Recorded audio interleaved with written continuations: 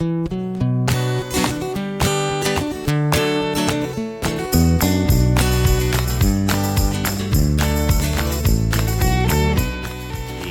the Underpowered Hour. On this week's show, we bring you a special encore presentation of Mappy Hour. Jenna and Liza have a brand new project cooked up. Join us as they reveal it live to our Zoom audience. And now, here's the show.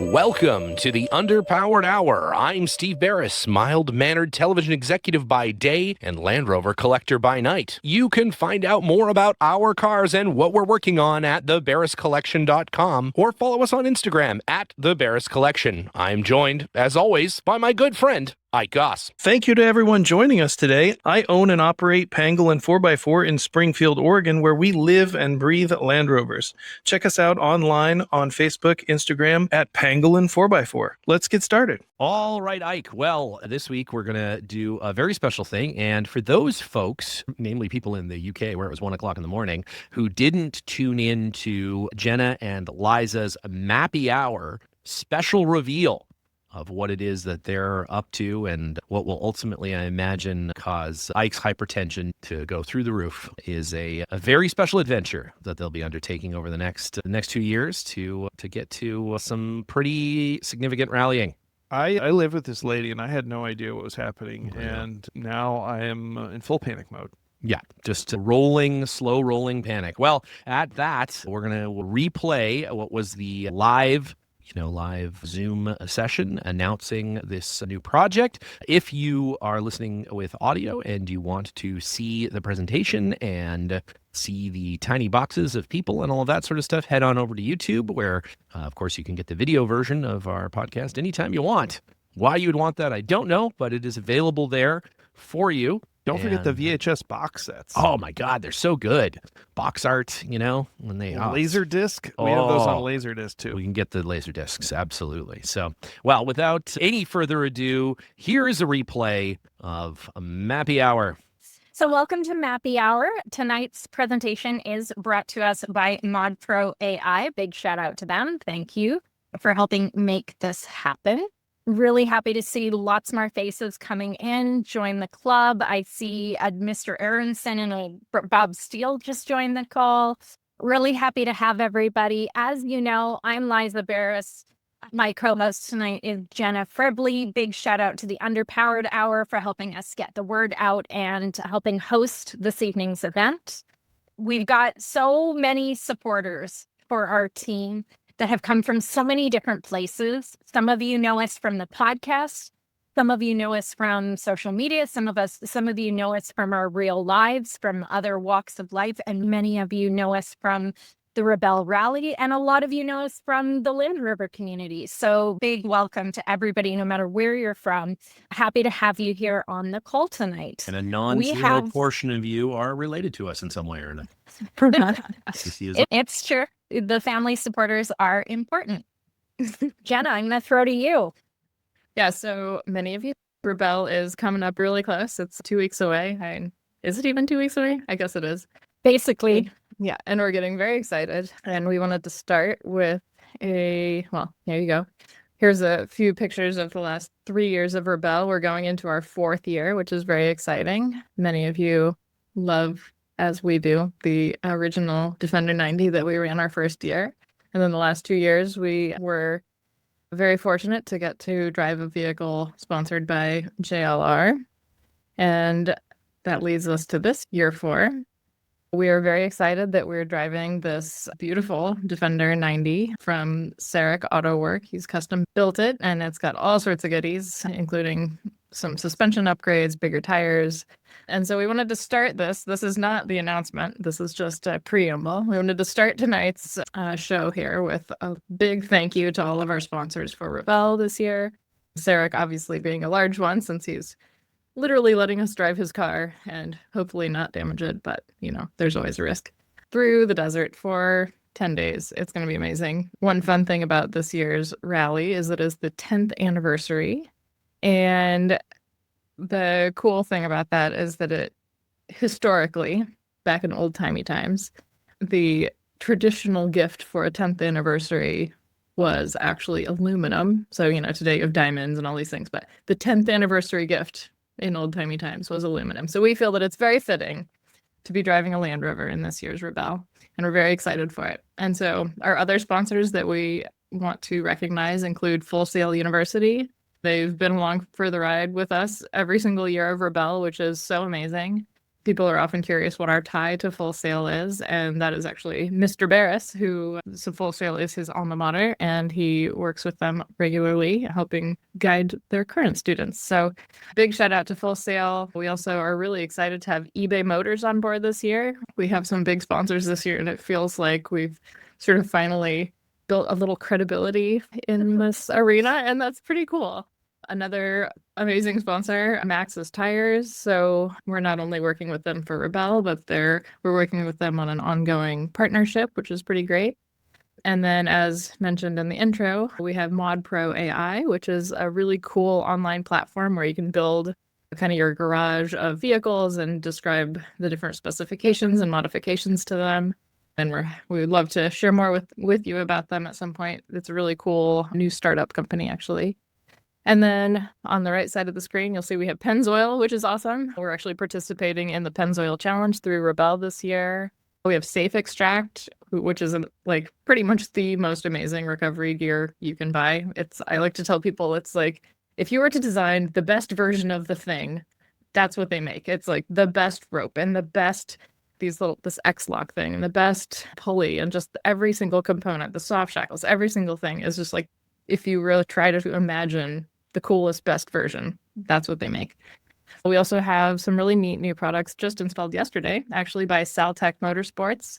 He's down in California. He makes some cool components for new Defenders, and we will be showing some of those off. And then, of course, we have our close-to-home sponsors. We've got Pangolin 4x4. Ike, thank you, Ike and the guys. And Underpowered Hour, the podcast that the boys present every week. So many of you are listeners, and you will continue to hear and have heard our rally reports each year, and I look forward to more of those.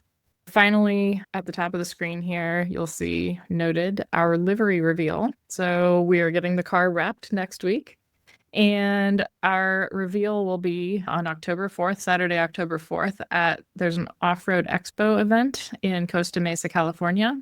And we will be featuring the car at the Maxxis booth at that event and showcasing the new stickers, the new reveal. So it's all very exciting. And I put a tiny hint in the chat. Tiny hint in the chat. It's fine. It's fine. Nothing to see there. Okay. Did I miss anyone? Am I good? I think we got everybody. We have been really blessed this year to have such great members of our team. If we didn't have sponsors, there's no way we could do the Rebelle Rally. We would have been a one and done kind of team, but it's our sponsors who help us out, who allow us to keep coming back for more. And so huge thank you to every single one of you. Without you, our rally career would have ended years ago. So thanks. So we're going into our fourth Rebelle. That means that, we have accumulated so far over 600 hours of rally competition. And this past year has been absolutely crazy. We have done some wild and crazy things and been to some wild and crazy places. Since the last Rebelle Rally in October of 2024, we've done a Nina Barlow training in the dunes. We went to the PCRC Women's Run in Oregon. Jenna spent a month in South Africa, which was an incredible trip. And I only died of jealousy every single day that she was gone. We went to a stewards training with ANARC, the Association of North American Rover Clubs. Huge thank you to them for putting that on. That was in New Mexico. That was with Chris Cole and his ragtag team of the best off-road instructors in the country. It was incredible. We went to Hyperfest in Virginia. Jenna went to Mendo Land Rover Rally in Northern California. Jenna also made it out to a Safe Extract training in Virginia and learned how to use all of this awesome gear that they gave us. Pebble Beach, of course, in mid-August. That bottom left photo is the Cambridge expedition vehicle that Ike and Jenna showed at Pebble Beach this year. I went to Overland Expo Mountain West in Colorado because I was picking up our rally truck and making an appearance in the Sarek booth. We went to St. George, Utah for a really incredible weekend of practice with fellow rebels. And then we followed it up 3 days later by heading down to the sand dunes all the way down near the Mexico border for a really intense Rebel U training in that car. It was awesome. We're so excited about this year. Jenna then turned around a week later, maybe less, and went to the Camel Trophy 45th anniversary, as did Stephen and Ike and Linus. And again, I died of jealousy holding down the fort here at home. It wasn't fair. Next run is on me, guys. Next run, big international trip I get to do. And then, as Jenna said, coming up, we're going to be in Costa Mesa the day before we leave for Mammoth to head up to the Rebel Rally. So it's been a year, a really exciting one, full of all kinds of really great people, great activities, and super awesome adventures. And when we get home from Rebel Rally, we're going to be one of our trucks, our original Defender 90 from our inaugural Rebel year, is going to be on display in the Maxis booth at SEMA. So we'll be headed to Las Vegas to go check that out. And I'm tired just reading the list, much less having lived through it this year. Yes. And so on top of all of that, now we're getting to the good stuff here. On top of all of that, we have been working on a little special project. Have teased it. We may have used it. We may have dropped hints throughout the year. A couple posts on Facebook, maybe a few little nuggets of hint here and there. And so, behind the scenes, something is afoot here. You can see a non-leaf sprung Land Rover, which, if you know me and our shop up here in Oregon, is unusual. And what you're seeing here is a 1972 Range Rover Classic. What could we possibly be doing with this? Since we've been doing Rebel, we've always kind of longed to do the competition in an older vehicle. But we've had some great opportunities to run new vehicles. And honestly, we've kind of determined that after our first year running in the classic 1994 D90 with pretty much non-existent air conditioning, it was really a swampy Rebel. It really does make us more competitive to run in a more modern vehicle, as much as we love the older vehicles. So one of these days, we might circle back, and actually run a classic car in the Rebel. But in the meantime, we've just decided to do something a little different.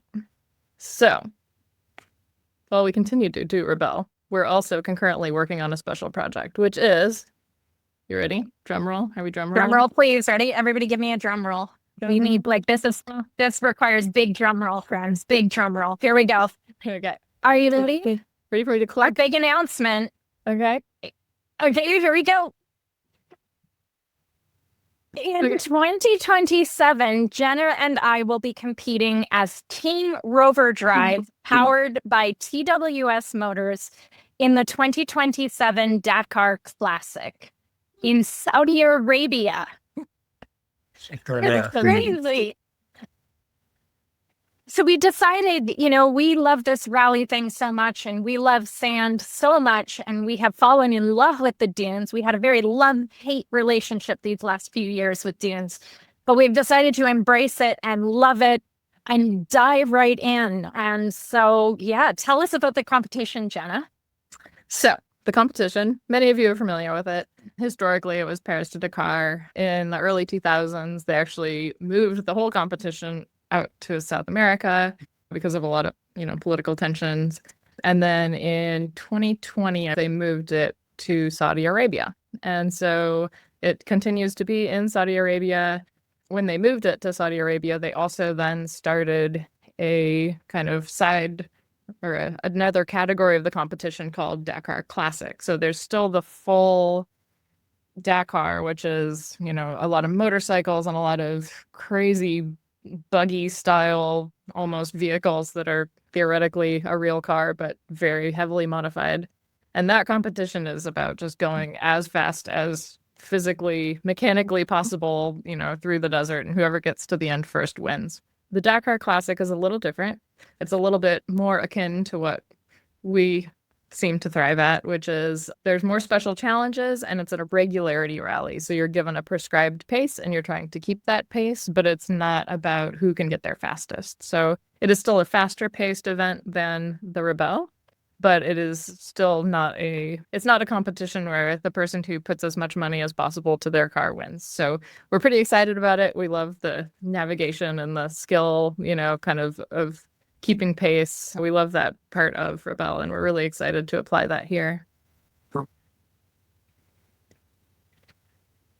So we're doing it. We're doing it. It's kind of thrilling and incredible. And there's no way that we could do it if we didn't have a whole village of people. So you saw the number of sponsors that it takes to send us to the Rebelle rally.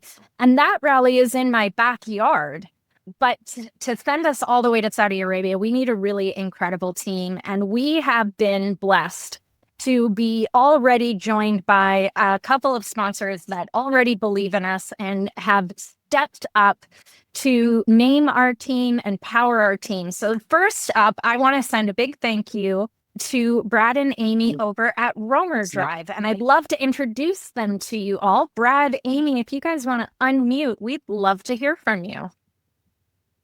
Look, thanks, guys. We're really excited about this being involved. This is our first major thing through Rover Drive. We've started as a small company. Warren and I are both sort of towards the end of our normal careers. We shifted into Range Rover Classics and Land Rovers purely because of our passion and love for the vehicles all of our lives, both coming from engineering and mechanical backgrounds. And we adapted and built components with Ray Wood at Rover Drive.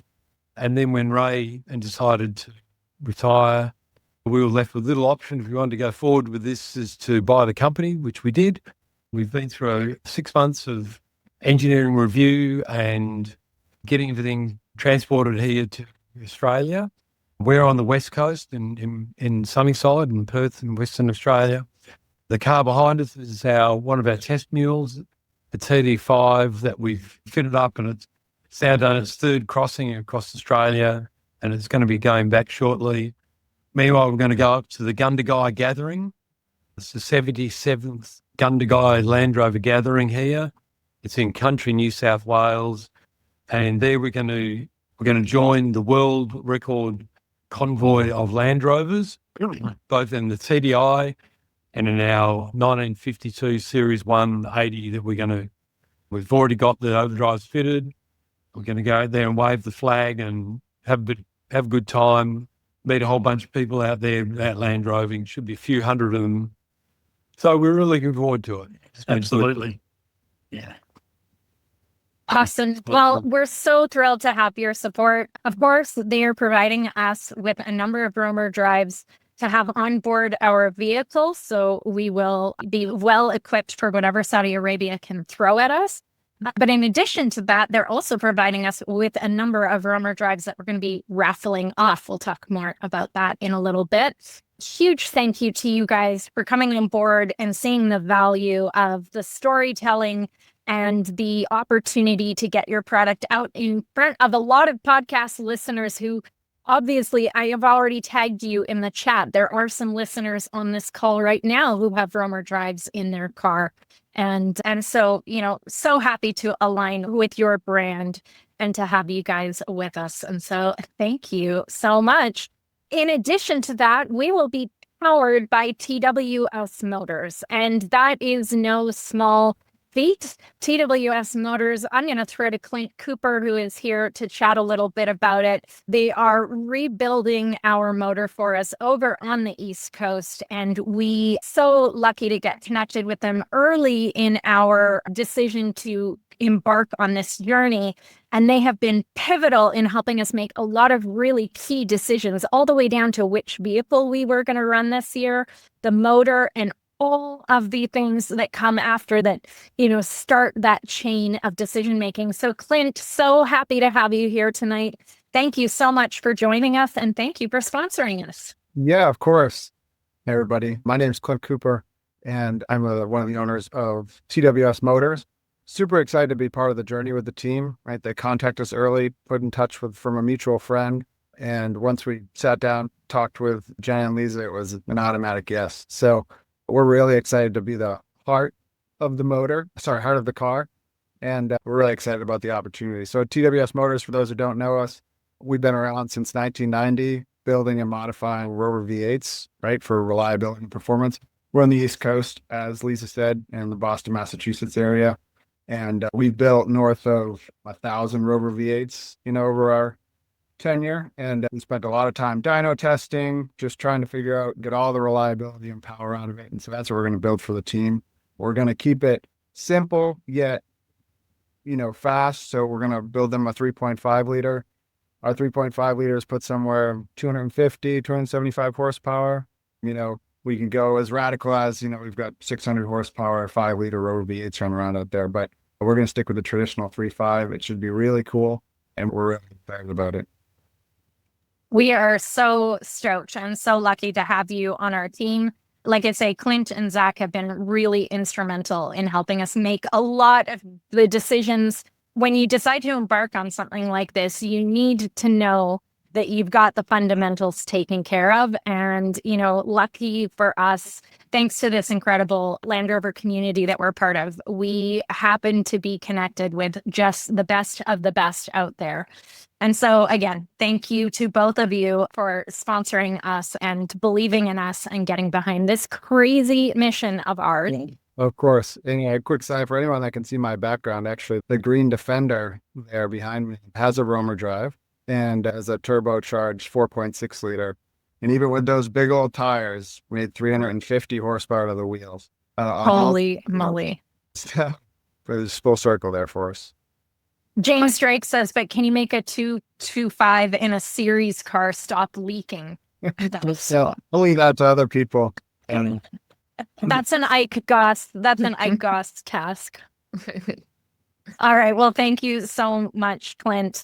So, of course, like I said before, it takes a village. In addition to these two major sponsors, we've already got commitments from a lot of great other companies. As you can see here, Maxis is coming along for the ride. They just told us 3 hours ago. So we're so excited to have them on board. Safe Extract, of course, we wouldn't dream of going to Saudi Arabia for a 3-week rally unless we had the best of the best to help us get out of whatever crazy we're going to find ourselves in. Hayes, of course, our friend Vlado, Land Roverista on Instagram, is going to be a key member of our support team. Huge shout out to him. It's the middle of the night in Slovakia, so I don't believe he's on this call, but we're so thrilled to have his logistical expertise on our team. And then, of course, we've got the support of ANARC, the Association of North American Rover Clubs. And not only have they been instrumental in really connecting us with the right people, getting us out to events, making great introductions, and really seeing the value in getting our name out there, but they are absolutely going to be a huge part of the fundraising team. They're going to be helping us with some major crowdfunding and things like that. And to Bob and the whole board over at ANARC, thank you so much for your support up to now and in the future. We're so blessed to have a relationship with you guys. Penguin 4x4, of course, we have to thank our significant others, right? We can't do this without them. But this time around, Penguin, whether I likes it or not, he's going to be providing an absolute boatload amount of mechanical support. And of course, bringing him along to Saudi Arabia to make sure that we're, in good shape out there in those dunes. So huge thank you to everybody on this screen. Of course, our title sponsors, Romer Drive and TWS Motors. We love you both, and thank you guys. And there's lots of future upcoming opportunities for more sponsorship. We'll talk a little. Supporters, I forgot to mention, we're also supported by Radflow, Pyrotech, and Dickies. So big thank you to them as well. Awesome. So what's next? So we have a lot on the to-do list, as you might expect, over the next year. Just to give you a time frame here, we need to basically have the vehicle on a boat by earlier than this time next year, probably by mid-September next year, which seems like a long time away. But the reality of that is that, well, obviously we need to be driving the vehicle and practicing in the vehicle and, not only getting practice in the vehicle, but also testing the components and working with the components and making sure that they aren't, just freshly installed without any miles on them. So we need to get some miles on that car, and we'd love if we can get the car done with time to spare. We're hoping to take it to a few events next year, both training events and potentially some like Land Rover Club events. So that's all very exciting. But obviously, step one, we have to build this car. So this car daydreams of being, out in the desert. Hopefully not all four wheels off of the ground. But just in case all four wheels get off the ground, we are doing a lot of reinforcing under the car. So what we're doing to prepare the vehicle includes, of course, reinforced axle housing, some reinforcements on the frame. As Clint mentioned, we're rebuilding the stock motor, but to a higher performance specification. We're, of course, with Rover drive support, adding an overdrive. We are keeping the LT95 transmission. And so that actually presented this great opportunity with Rover drive as they were launching a Rover drive product for that transmission. So we will be showcasing this new transmission or this new overdrive. And they've been doing a ton of field testing on it. And hopefully, we'll have time to do a lot of field testing ourselves next year before putting this thing on a boat. And then once you upgrade those components, you need to upgrade other components. So we're, of course, in those reinforced axle housings, we're doing reinforced interior components, the heavy-duty axle shafts. We're doing true track limited slip differentials. We're doing a 2-inch lift, caster-corrected radius arms, steering stabilizers, new shocks, as we mentioned briefly with Radflow. We're working with them. We have to do a lot of safety upgrades. We have to install a roll cage. And so obviously the car has to come very apart before it can go back together. So we had been looking at a roll cage that was off the shelf, but it turns out that doesn't quite work. So we're now building a roll cage from scratch. And then we like to do, just make more projects. But we have to install a lot of safety measures in the car to meet the regulations of the rally. So the front, driver and passenger window actually have to be replaced with a plexi perspex material. We obviously have to do harnesses and racing seats and all that kind of thing. So, race suits and race underwear. Yeah, fancy fireproof. Whole new world for us. It is. But to the greatest extent possible, we're hopeful to retain, the classic charm of this vehicle as much as we can. So we'll see how much of the dash we can keep. I know the jury's out on that, but where we can keep some of the, the vintage charm, we're going to try to. But yeah, there's lots of little things that we're gonna have to do, mud flaps and some extra lights and all of that. So it's an interesting learning curve for us because we've never rebuilt a Range Rover before. So, and in fact, here at Ike's shop, he mostly specializes in leaf sprung cars. So, this has all sorts of widgets that our normal series trucks don't have. So we're dragging him into coil spring and he's kicking and screaming the whole way. No, he's being great. But we are very grateful, and not only to Ike, but we've been sort of assembling a brain trust of consultants, let's say. It's true. To help advise us on this project. So certainly, we've got on the vehicle side, Matt Jackson down in California. He's rebuilding our transmission, and he's also just very knowledgeable about these vehicles and has been giving us lots of tips and advice on gearing and axle components and gear ratios. And so great. It's so great to have him on board. And we've had some great conversations with Bob and Dan Ives over in the UK. Dan does a lot of fun competition vehicles, so he's really familiar with the classic Range Rovers as well. And basically anybody that's willing and able to talk shop, we're like, what do you think about this? So, I didn't hear anyone here on the call that has any key pointers or have learned from some mistake, and we should definitely know what that mistake was. Please tell us. And then we've also been very fortunate to have kind of a brain trust beyond the vehicle. So we've had some really great, actually, like women in the automotive motorsports field that have been willing to sit down with us and talk with us and give us pointers about kind of the competition and, race suits and the logistics as a woman in a race suit in Saudi Arabia and, things that have to happen throughout the day. So it's things that you haven't even thought about before you start really working through the challenges of an event like this. So big shout out to Kim McCullough and Amy Lerner and Sue Mead. I don't know who else I'm forgetting. I'm sure we're forgetting the GT Gazelles. Yeah, the GT Gazelles. They are competing actually this upcoming January 2026. And they will be the first British female team to compete in Dakar Classic. And they're doing it in a Defender 110, which is pretty fun. So you should follow them online. They have a great YouTube channel that showcases their whole build and a Facebook page. So we will certainly be following them closely. And we've been talking with them a lot about, accommodations and logistics and service crews and regulation changes. And it's really great to have another team to really brainstorm with. So for sure. And then in addition to a brain trust when it comes to everything to do with the vehicle and the logistics, we also have been just floored by the number of offers we have gotten from what I can only describe as off-road royalty out there in the community who have generously offered to work with us and train us. So in the next year, we've got plans to head out into the dirt and get some hands-on training. We're going to be headed to a Sonora training in Mexico for a Dakar-specific formatted training. We're going to be working with Chris Cole and the Safe Extract team out in New Mexico. And if you don't know Chris Cole, he is the most badass dude you'll ever meet. And this is not something he does just offering his services on a regular basis. So we're very lucky to work with him.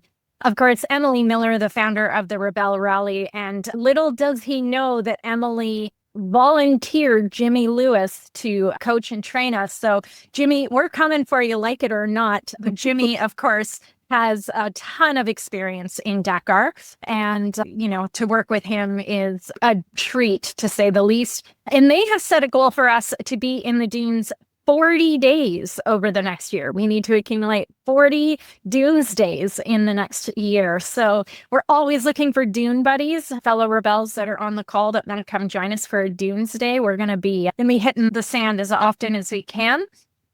And then, of course, we're always out there with fellow rebel badasses. Nina Barlow of Barlow Adventures. I'm sure we're going to be coming to one of her trainings this year. Big shout out to all of the people we've trained with over the last few years to get us to this point, to see where we started 3.5 years ago. And when I called Jenna up and said, hey, I'm going to go do this Rebel U training. You want to come with me? And she said, sure, with no questions asked, and booked a flight. To see where we've come from there, the very first time we ever drove in big sand dunes, to where we are now is no small task. So big thank you to all the instructors and trainers that we've worked with over the last 3 years. Absolutely. So we have also on our docket for the next year a lot more fundraising, as you might expect. We are planning a robust, let's say kind of a hybrid crowdfunding raffle campaign situation. So what that looks like is, ways that you can help in that regard would be, we are still looking for additional raffle prizes. Obviously, we'll have these amazing Romer drives that we're raffling off. We're very excited for that. We're probably going to we'll be formatting the raffle online and then having 2 main events where we do the drawings. So keep your eyes peeled for that. If you know anyone or have a company or know somebody with a company that you think would be great for providing a raffle prize, please connect us. And of course, once the raffle is live, please go shopping if there's anything on there that you want to have, because we're going to have some really cool stuff. I can tell you that. And then I guess, so the 5 Rover drives, we're, going to be just getting a lot of good products from various sponsors. And also I have some treasures that I've been collecting from our travels that I think people will think are pretty cool. So Do For you want sure. to talk about the rest of the slide? Yeah, the biggest thing that you can honestly do, and a lot of you have been so generous in saying, I'll help, whatever you need. Here's what we need in the immediate future. Here's how all of you can take action and help us out. If you can engage with our social media when we are out on the Rebel Rally this year, leading up to it and when we're on the rally, and help our social media manager get the word out, repost our, photos and our reels and things like that, interact with them, leave comments on them. It sounds really simple, but expanding our reach is how we show more value towards potential sponsors. And honestly, it goes such a long way. It's the easiest, cheapest, shortest 5-minute thing that you can do every day is just engage with our social media.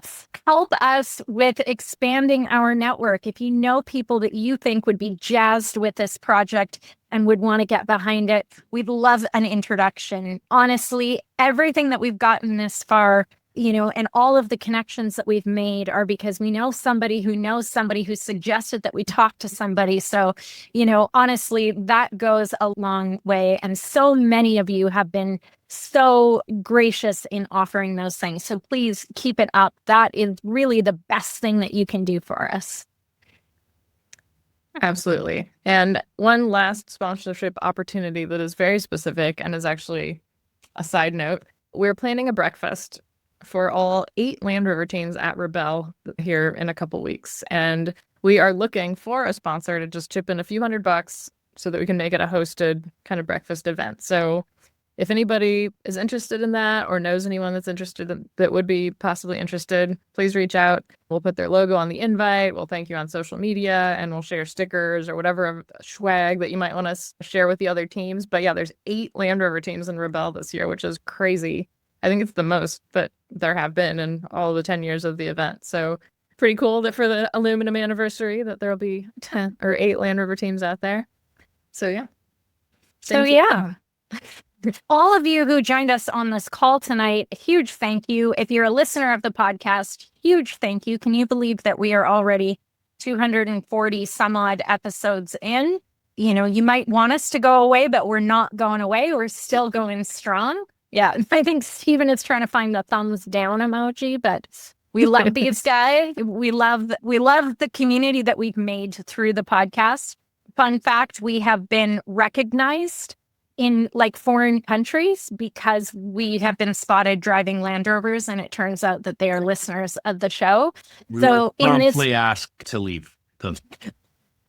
In this tiny little online community, you've made us kind of a tiny little bit famous, and that is a crazy thing. And so we thank you all for your support.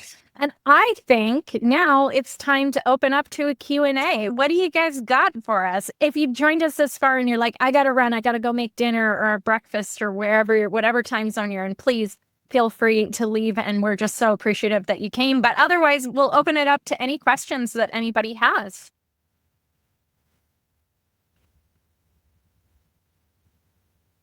I guess you just ask him. Do it. So just to clarify, you are the first all-female American team in any vehicle in our class? Or we will see. We're hesitant to make that claim yet, only because not every team has announced for the 2026 Dakar Classic. And so there's always a chance somebody could steal that title away from us. But as long as there isn't an all-female, all-American team in 26, we will at least be poised to claim that honor in 2027. We might not be the only team by 2027, but we would be the first, along with another team if anybody else declares. So right now, maybe, but we're really hesitant to claim that because, as you can imagine, who knows, right? And highly likely the first all-American and half Canadian teams. I'm a dual citizen, so we get to claim this. Whichever one. But yes, and Greg, just to clarify, that is specific to Dakar Classic. correct. Which, yeah, It's relatively new, I believe. It's about 25 years.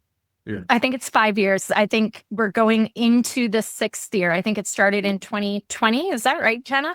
It definitely I started think in so. Saudi, I think, right? Yeah, it did start in Saudi. Yeah. What else you got for us? How is the co-driving different in Dakar versus Rebel? It's very different. Rebel Rally, my main job on any given day as the co-driver is really about navigating with a map. And so it's getting up, plotting checkpoints. I get a list of GPS coordinates. I plot it on the map and I do all the route planning. And then when Jenna and I are in the car, really what I'm there for, I'm when we're doing time, speed, distance, I am cueing her as to what the next thing is going to be. But it's really, generally speaking, time, speed, distance on the Rebel Rally is typically much slower than we will be experiencing on Dakar. So the kinds of communication and the kinds of information I'm giving her are very different. Dakar, I'm not necessarily looking at a map. I am just reading a road book all day long. And there's like a digital road book as well, but it's about keeping us on pace. It's definitely faster than we're used to on Rebel Rally. And it's really, it's a different ballgame. I have a lot to learn. Jenna is a badass driver in both events, but I have to really relearn the navigator's seat. And I have a lot to figure out. So I answer that question as if I know all the ways that it is different, but I'm still figuring that out. Because Rebel is no GPS, right? There's no electronics in it. You're plotting on a map, whereas Dakar is, you get a GPS, you're allowed to use a GPS, you're allowed to do a bunch of that stuff, but it is faster. But they are basically both TSDs, just with a higher CAS, basically. Sort of. So Rebel has sections of it that are TS, but only portions of each day. The rest of the time, we're out checkpoint hunting, and we're really having to keep our own pacing by watching when checkpoints are closing.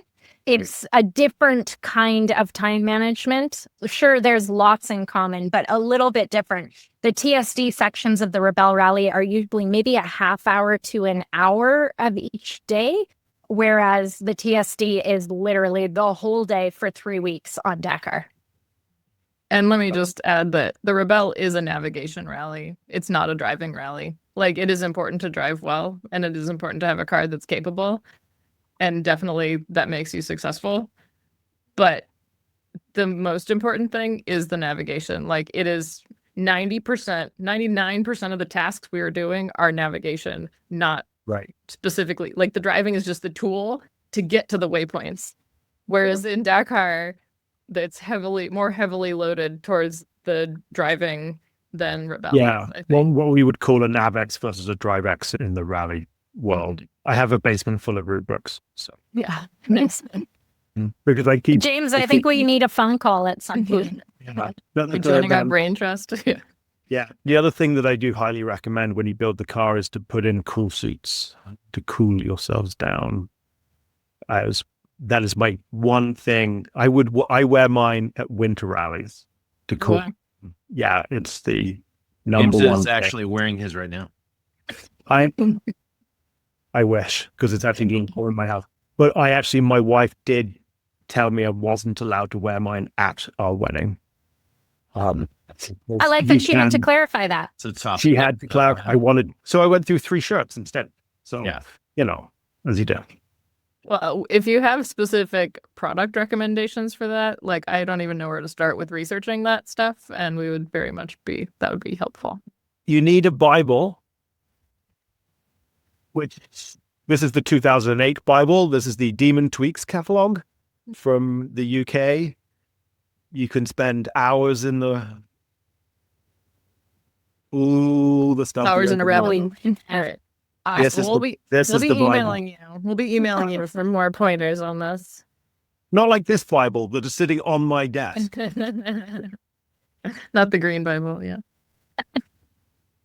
Hey guys, we're going to have to jump off. We've still got a day's drive to get up to Gundagai and set up there. So we're looking forward to getting the Rover drive off the hoist here and get on the road. So really excited to be involved. Thanks for the opportunity to be involved. Launching the heavy duty series of the LT95, matching up with Clint's motor, I think it's just going to be fantastic. So Thanks a lot for everybody, and we'll catch you soon. Say hi, Dad. Thank you so much. Thank you.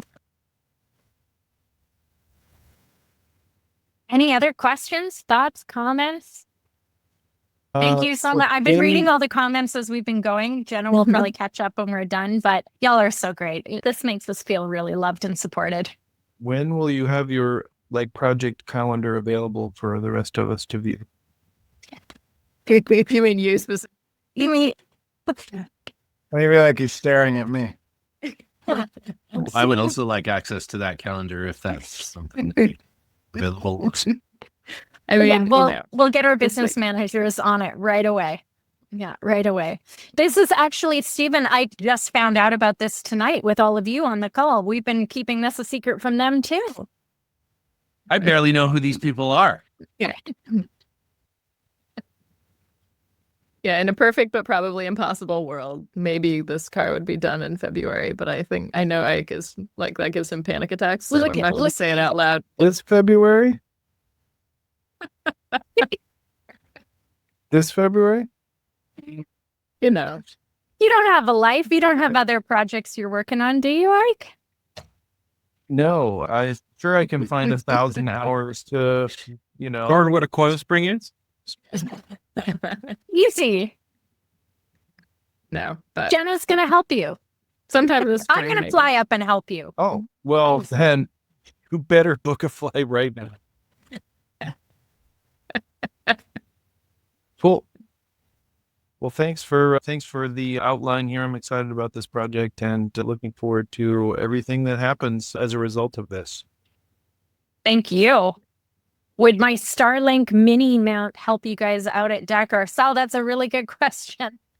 You know what? Maybe not on our car, but on the support vehicle, I bet you Ike would potentially be very appreciative for that. So let's keep talking. You have a team going to Saudi with you? Because who's asking this question? James. Yeah. The British accent one. So, how many people are you thinking you're going to need? Great question.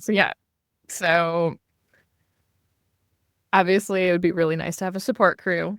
This is not something we get to have on Rebel, our own support crew. So, but there's a mechanics crew that follows the Rebel around. But at Dakar, we are allowed to have our own support crew. And it feels like that would be prudent and amazing. So we are planning to do that. The biggest challenge for that is expense. It is extremely expensive to have a support crew.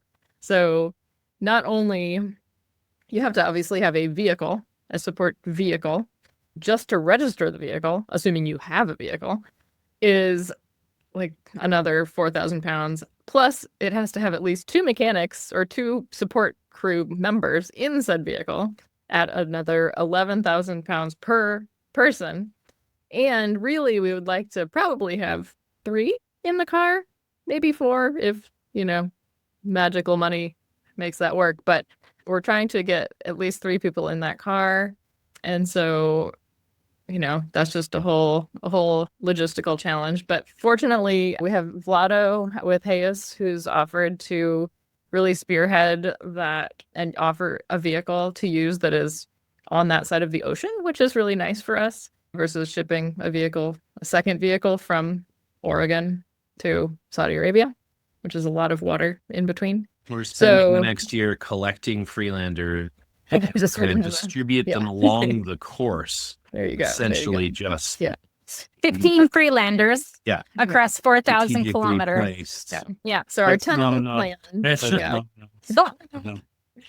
So our tentative plan for this crew, which is, evolving here, but is to have Ike and Vlado and either Clint or Zach from TWS be on our crew, since obviously Clint and Zach have the expertise on the motor itself. I will have a lot of knowledge of the vehicle as a whole and is just generally a really great trail improviser. And Vlado is just a logistics extraordinaire and will obviously have a lot of working knowledge of the crew vehicle and be able to provide a trailer and stuff too. And then the 4th person we would like to have in the vehicle, if we can find the right person, is somebody that is actually local to that area. So we've reached out actually to the Saudi Arabia Land Rover Club to see if anybody in that club has familiarity not only with the region, but also with that event. If they've, participated in it or supported someone in it, just having someone with local knowledge would be really helpful. So that's our tentative game plan. Does that answer your question? It Mr. does. Aronson. Yeah, Mr. Aronson has a question. I do. And a thought for you to consider. Rovers Magazine has done several stories interviewing participants in Land Rovers in the Dakar Classic. And the one that intrigues me the most for you, your situation, our situation in the U.S., was the last story with Carolus Racing out of Lithuania, which took a place in essentially a stage 1. So V8, that 3.5 V8 that they built. But the most intriguing part of their story, as was the one in the previous years, the troop from the Czech Republic who ran series trucks in it, was how much local support they could find.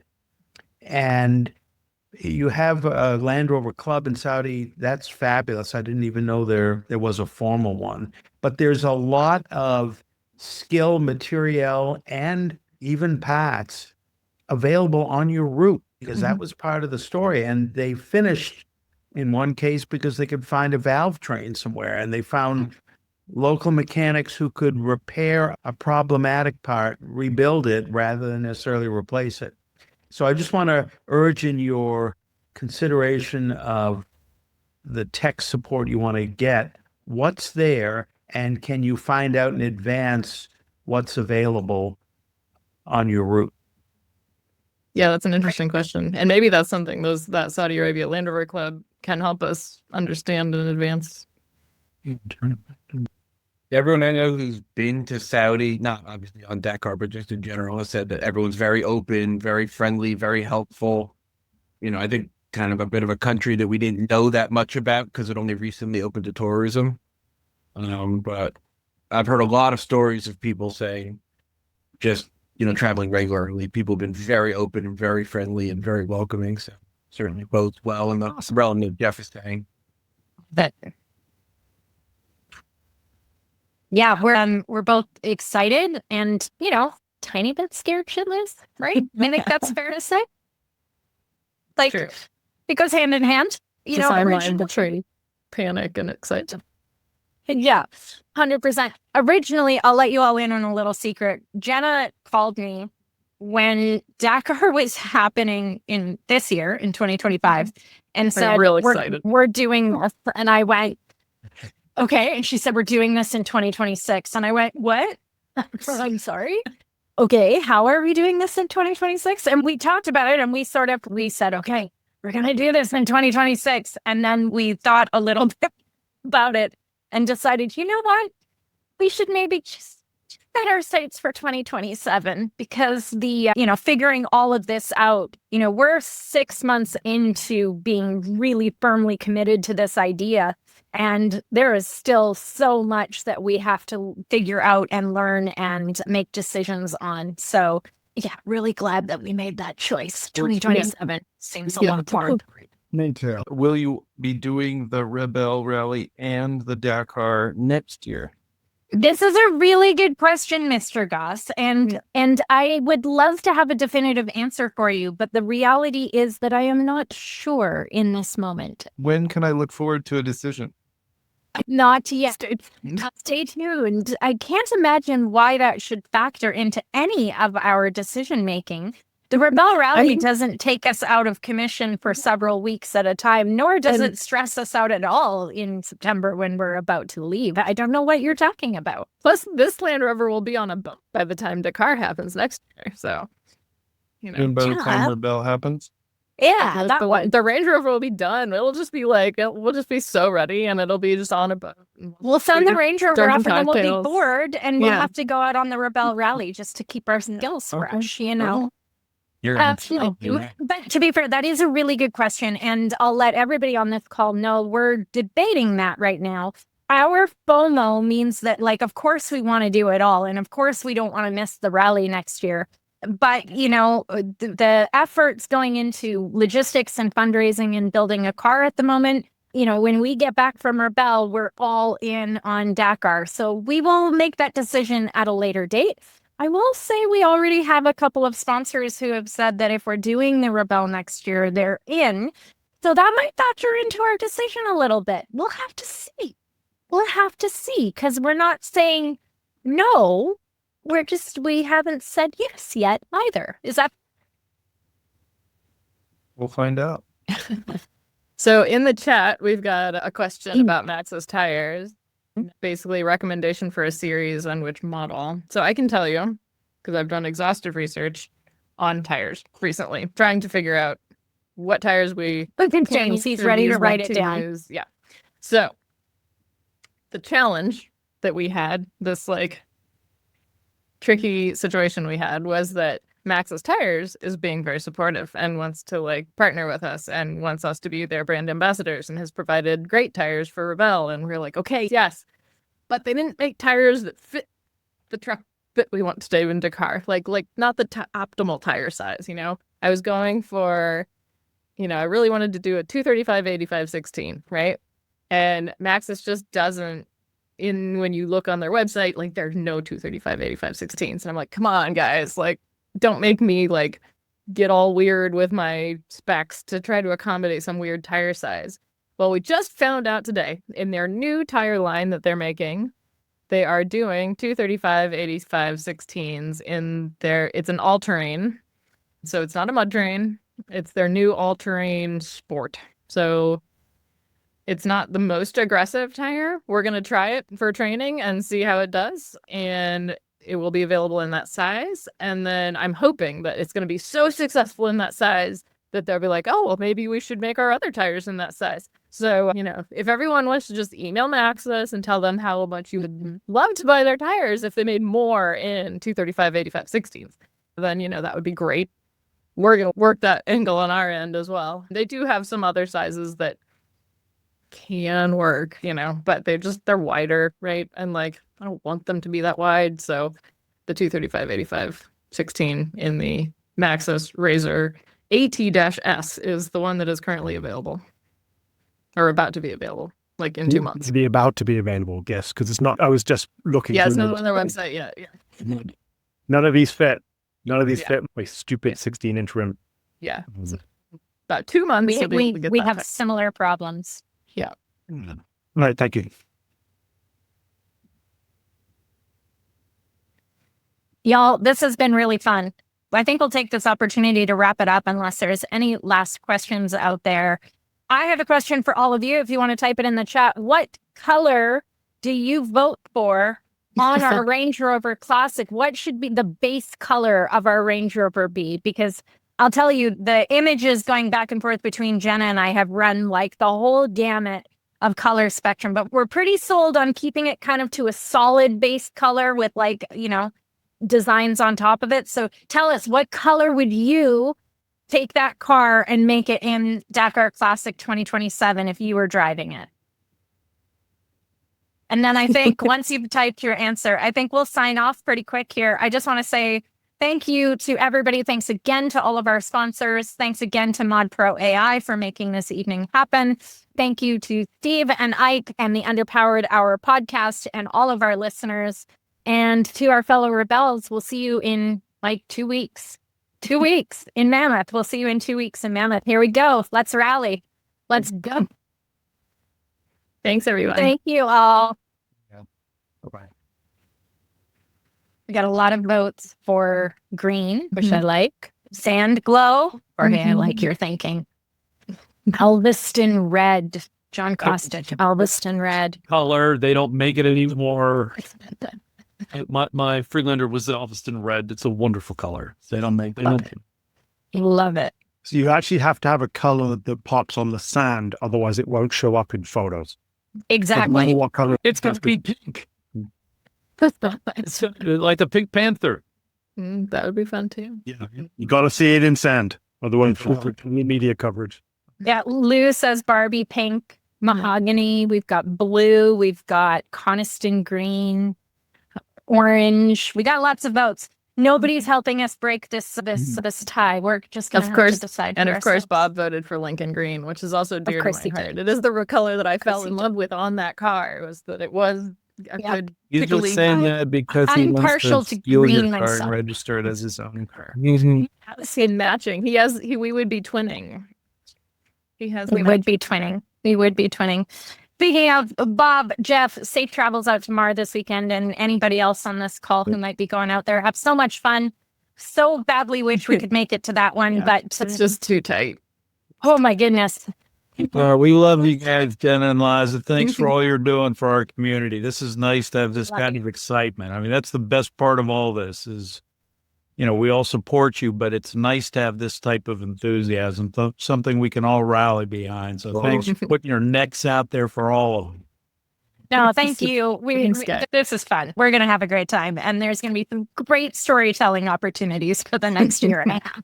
So much. Yeah. All right, y'all. Thank you so much. Have a great night. Appreciate all of you for being here. Thank you. More soon. All right. Well, there we go. Who's heading to Saudi Arabia? Oh man, I feel Oh, like I boy. have to go right now and just to prepare for next year. This is insane. It's okay. I mean, you only have to build an entire rally car, Shut up. No problem, right? I mean, No. you do that all the time. I don't actually. I've never done that, so I don't want to do that either. I see. Well, I feel like it's too late for that, and you are pod committed now to what will be, I'm sure, a lot of fun. So Yeah. It's gonna be great. it's going to be great. So, well, at that, we're headed out to the shop to start building rally cars. So thanks again, and we'll see you next week. Take care.